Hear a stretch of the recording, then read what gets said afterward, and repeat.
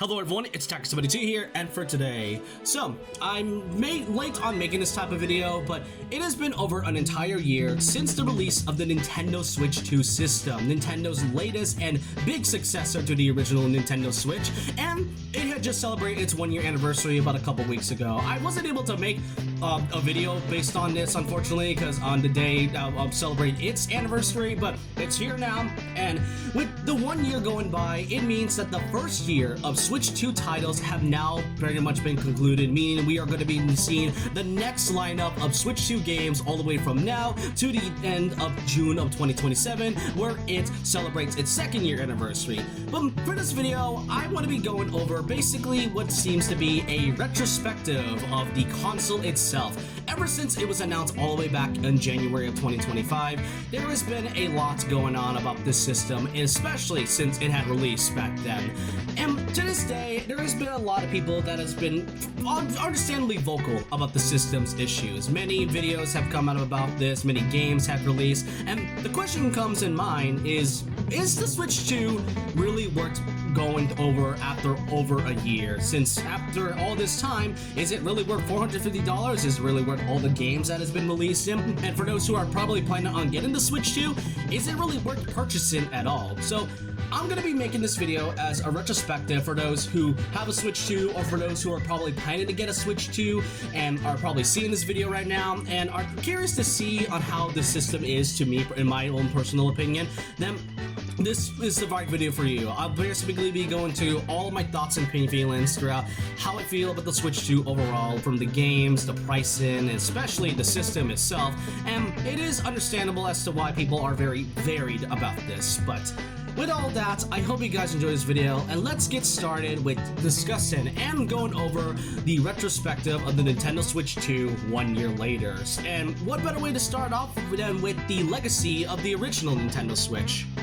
Now, the original Nintendo Switch 1 console is by no short of means a great success to Nintendo and a lot of fans. It is by far one of the most iconic systems that Nintendo has ever given us, next to like the Nintendo Wii, the N64, and the SNES. And to this day, many really consider the Switch as like one of their best consoles. And no doubt, I mean, have you seen the sales? Its legacy has been forever like cemented as one of the greatest ones out there. And of course, the idea of being able to play your games portably and also via your TV as a console form, and then playing the game, your games on a handheld system form, it's just something that fans always wanted to see, and especially coming after the whole Wii U fiasco and such, it is by no means a great console, as I've said. And when it comes to the Switch 2, there are definitely some high expectations about the next iteration. I mean, the idea of a new console basically succeeding the absolute success of the original Nintendo Switch, it was definitely hard to, get a hold of that. And by the time we did really get to see a new look of these console as well as the games that come along with it,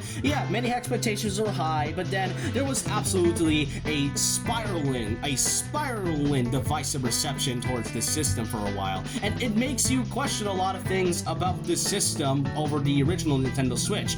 Is it really worth paying all the $450 and such? Do you really think it's really worth upgrading from the Switch 1 all the way to the Switch 2? If there are some, and is it really worth to get all the games that are currently out at the moment? It really had a lot of people on a chokehold, especially Nintendo fans who were absolutely hyped about this next console. I was hyped when I first saw it. No doubt that this system was something that fans have been wanting to see. And really, at a price of $450, it does beg the question.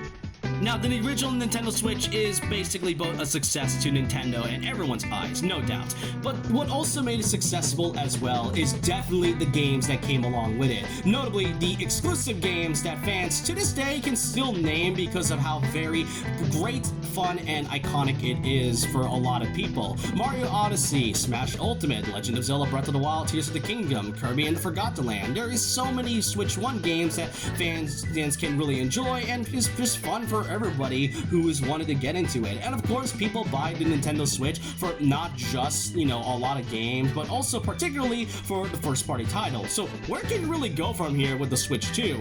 The first year of the Switch 2's line of games is by far the most interested. At first, it does seem that there was a lot of things going on, but overall, I actually find this to be such a weird first year for the Switch 2 in terms of like their quality in games. Now, I've seen a lot of people tend to compare about all these games from the Switch 2 all the way to the first year of the Switch 1. Now, opinions are subjective, all right? No opinion is ever seen as right or wrong, and when you compare both the Switch 1's first years and then the Switch 2's first years, yeah, there is some notable differences. Many will mostly point out to the Switch 1's first year being better than the Switch 2 because it gives us a variety of games that fans were hoping for, because nobody buys Switch 2, the Nintendo games, just for other games. People buy Nintendo games specifically for the Nintendo games. And the weirdest thing though is that, as I said, opinion is subjective, and I can at least agree that the games shown back in 2017 when the original Switch came out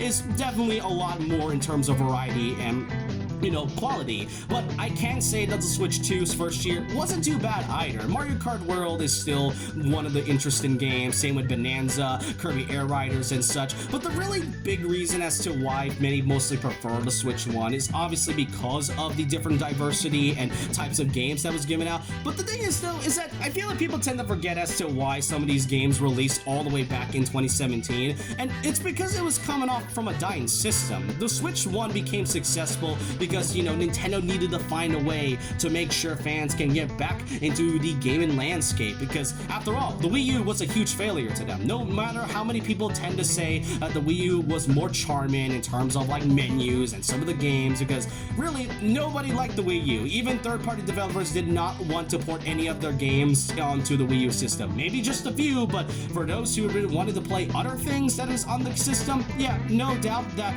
the Switch 1 in terms of games and quality is miles better than when it comes to the Switch 2's first year. But that really doesn't mean it has its own issues and basically reasonings behind it. The Switch 2 though, in the topic of it, yeah, I could definitely understand why some may not even buy a Switch 2, because as I said, most people would like to buy the Switch 2 for notably Nintendo games. As of right now, with the latest Nintendo Direct, there has not been really been much of a good reason for some people who wanted to buy the Switch 2 to even buy a Switch 2 to begin with. And the games by no means is something. And when it comes to the games, there is also the pricing. The pricing of the Switch 2 is something that is pretty acceptable into my eyes, in my opinion. But the games is definitely the most divisive at best. Ever since it was shown all the way back of April last year, there was an absolute uproar of people wanting to boycott Nintendo, and I can agree, okay, I can agree on one thing. Nintendo's business practices and decisions are still pretty egregious to me. I've already made a few videos talking about it, already covered the negativity, the prices, and really talking about whether or not all of them is even worth purchasing, and really, it is divisive at best. I have no means of saying that in some games shouldn't be or should not be $70. I mean, the one game the one game that was like the biggest example of people uproaring about the pricing was Mario Kart World. That game was getting a lot of flack for it being $80, and even to this day, I like Mario Kart World. It is still a decent to a really solid game, but $80 worth, yeah, I'm not too sure. And I did say it was the first first game to be $80. This isn't the last game on the Switch 2 that is priced at $80, unfortunately.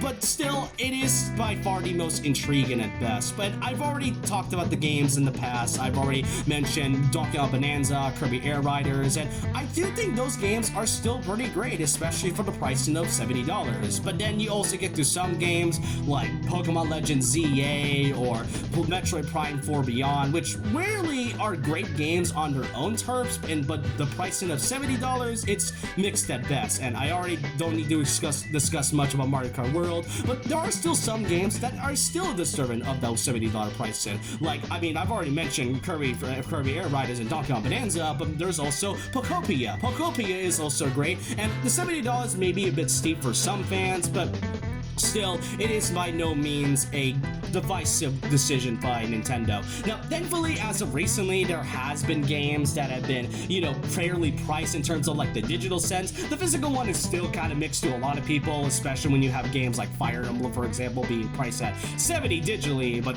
$80 physically. And really, it is by no means an absolute divisive take of what it means to be a Nintendo Switch fan. Now, alongside the Switch 2 exclusives that are on the console, there is also the Switch 2 editions that were upgraded to certain Switch 1 games. We only know around like 10 to 15 upgrades at the moment, and the price is also varied in this one. You got some upgrades that are around like $5 just for like some small minimal stuff. You then get to some prices that are around $10, which still upgrades the game a lot to a small degree, but also adds like some little bits of content to kind of justify it. The $10 ones are still like the most confusing to me because you got games like Xenoblade Chronicles, the trilogy being $10 for each upgrade, but then there's also like Zelda Breath of the Wild and Tears of the Kingdom, which is $10, and really the only thing we got is like Zelda notes and like, you know, a high fidelity, a 4K resolution. But then there's obviously the $20 upgrades. Many have already talked about this a few times. I mean, it applies to games like Star Cross World and, you know, and Jamboree, as well as Mario Wonder. And you know what, some of them I don't mind. I've already talked about my positivities about Star Cross World and even Mario Wonder Switch 2 edition, and I am never going to spend $20 on getting Jamboree TV. It is still by no means worth it. And the $20 of upgrades and such, yeah, many are also pretty mixed on this. As I said, I mean, many can consider this being like a glorified version of DLC. In a way, it kind of is, but at the same time, it really isn't. This is just for those who already own the original version on the Switch 1, and if you are planning on even getting this, then you can basically buy the game on the Switch 2. That way, it will include the upgrade, basically essentially making some of these games like $70, $80 to like $90 at best, which is already expensive enough for games that should have never been priced at $70 to $80 to begin with. And Switch 2 upgrades, yeah, I don't mind them whatsoever, as long as they have good content that is justified to be the pricing that it is. Like, as I said, like, I feel like Star Cross World and, you know, Mario Wonder is a good example of being able to use $20 of an upgrade and such. And if you don't want to buy it, then that's fine. You don't really need to upgrade it. You may miss out on a few bits of content, but it is still good enough as it is if you just want to play the game originally. Now, with the first party ones, I mean, many fans would buy the Nintendo Switch 2 for the first parties. The third parties, however, is another case that I want to go over, because the amount of third-party games that are on this system since its launch is absolutely insane. The amount of different third-party developers that are now willing to put their games on Nintendo's next system compared to like the Wii U of all things really says a lot. And within like its first year, we got a ton of third-party titles like Street Fighter 6, Elden Ring. There's also like, you know, like Assassin's Creed Shadows, Dragon Ball Sparking Zero, the first few Final Fantasy VII Remake games, and especially since already after the year 2, we're already expected a lot more titles to release throughout the years, like the Kingdom Hearts collection, as well as Final Fantasy VII Revelation. The third-party support is still one of the best things to come from Nintendo, and I am really curious to see as to what other games and developers they are going to be collabing with, because some of these games feel like there are titles that should have never worked on the original Switch, and now they are able to do so, and it tells you a lot that the Switch 2 in general is such a very powerful system compared to the Switch 1. I may love the original version of the Switch, but like the Switch 2, yeah, it can really hold a lot of things when it comes to its storage. But no, when it comes to third-party titles, there is a catch to a lot of these. Mostly because of the key cards, which was introduced alongside the system. The key cards has also been talked about a lot. I've already discussed my feelings about it, and so far I've only owned like, what, 2 key cards in the form of like Pokopia and Yakuza 0. I'm not sure if I'm ever going to get another key card in the future unless there is some games that I feel like it. And yeah, I mean, the key cards is definitely something that would like stray away people who are not only wanting to buy games for the Switch 2 on like the first party sense, but also for those who want to play games with third party support in this one. And key cards here is obviously just a glorified version of a digital code with the physical inside the physical box. But if anything, I know this may sound kind of crazy for me to say, but I much prefer key cards over like digital codes inside like a physical box, because like it just kind of feels pointless at best. Sure, it may not be an actual physical card, but it is still there for those who are probably wanted to get it. And you know, there are still games I feel like make sense to be key cards. I've already mentioned the Final Fantasy VII Remake trilogy and such, but then you also get the games that absolutely makes no sense to be key cards, like Sonic Shadow Generations. That's like what, 23 to 30, like 14 to 23 gigabytes, and really honestly, it's kind of confusing as to why most third-party developers tend to really do this, while some third-party developers want to do games that are actually on the physical cartridge. It's confusing at best, and it is another topic that has been discussed a lot throughout the entirety of its first year. But aside from third parties, there's also the indie space. There is so many indie titles that you can play that honestly, the Switch 1 and even the Switch 2 by itself is a perfect system to play your indie games like Hollow Knight, Dead Cells, Hades 1 and 2, and there's just a few more titles to name. Really, the games is basically for everybody. Nintendo has always been focusing on a lot of first-party titles, but they also like to motivate other type people who want to play other games than just, you know, Mario and Zelda, and I can truly appreciate that from the system alone.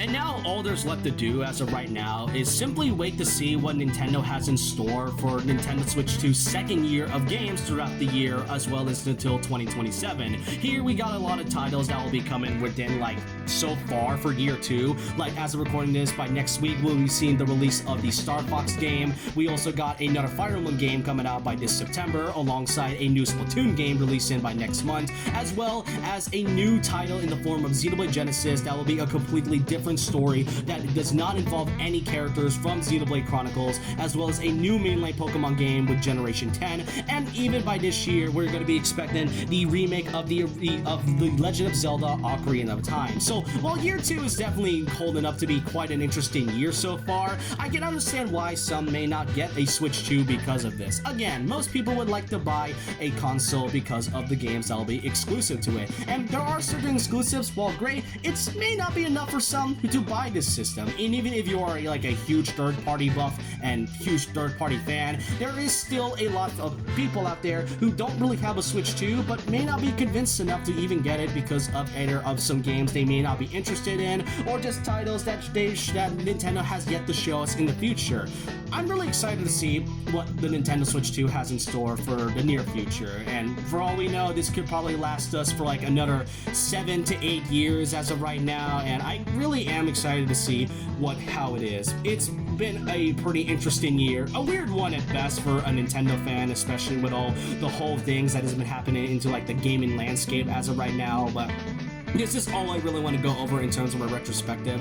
Is the Switch 2 really worth all this time and investment even after a year later? I would say yes for me, since after all, I love Nintendo. I can agree that the decisions they make are really, really bad, but the Switch 2 is by no doubt already seen as a potential new successor that will probably surpass the Switch 1 sales by like the next 6 years or so. At least that's just from my prediction, and honestly, I really don't know what to expect from Nintendo. They could probably do the funniest thing imaginable, and it does seem that the company is branching out on certain things other than just video games. I mean, we are already expecting like the Zelda movie and such, and I know I'm going a little off topic, but Nintendo is shown to branch out onto other things. For all we know, maybe we could see like a revival of another series, or even a brand new IP that Nintendo has yet to show us. No, I will never count Drag Drive. I'm just refusing to acknowledge that whatsoever, but the Switch 2 has a bright future ahead, and I'll probably make another retrospective when the system hits around like 5 years or something. But with that, that's all I want to talk about. This is a pretty long video, if you can see right now, and I can't wait to see what the Switch 2 has in store for the future. I have a lot more opinions to say, and I'm curious to see what Nintendo has to show next, but I hope you guys enjoyed this video, and so with that, leave a like, comment, subscribe, hit the notification bell for more videos, follow my Twitter and Instagram, and I'll see you guys next time. And remember this, once a legend, always a legend.